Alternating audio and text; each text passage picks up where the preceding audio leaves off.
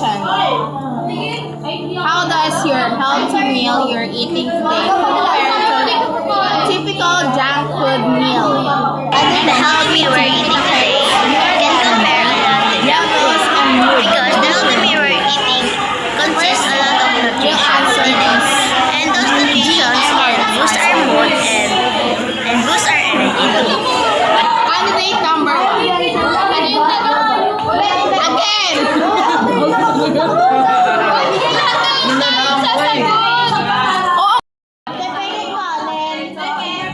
One food that we dislike when we are younger is ang palaya dahil sobrang pait, and then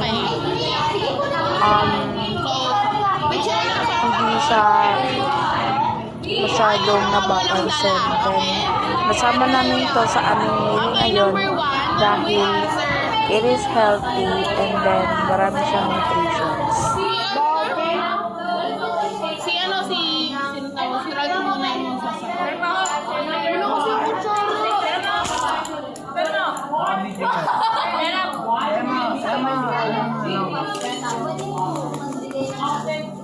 Dala ka, di mo may dala ka. Ako rin.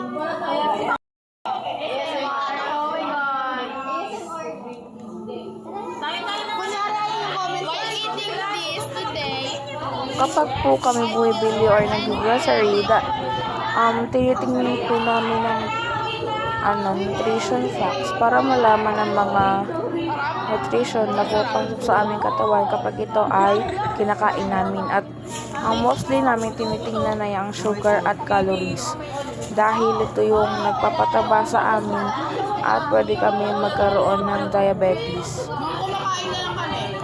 At ang positive naman doon ay ang calcium, carbo at saka sodium dahil sila ang ibibigay ng energy.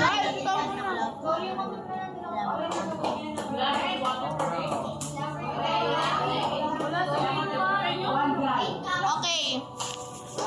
Rad, dito ka, Rad. Dito.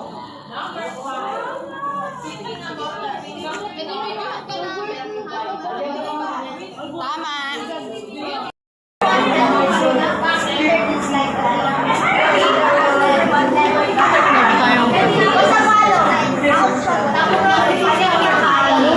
Ang water po kasi ay isang universal solvent. Ito yung lahat ng drinks na pinagagaling o mga juice ay dito gawan sa water. And then, kasi meron itong minerals and meron din itong vitamins para paantay sa ating body. And then, ang iniin namin kada water is 8 glass of water every day, which is isang litro ng isang tubig ang aming iniinom araw-araw. May yogurt sila.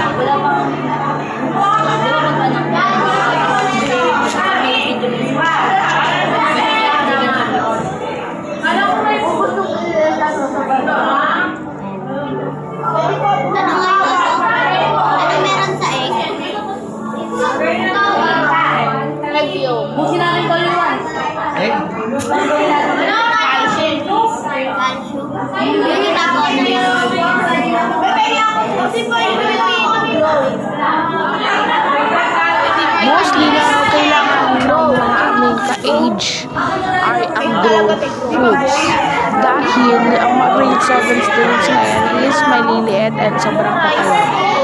At para naman ito sa aming own diet is para paunti-unti lang kumain ng growth foods para sa mga malalaki na din sa mga chubby-chubby na. So, dito sa aming diet para we have energy and then protein din sa aming body.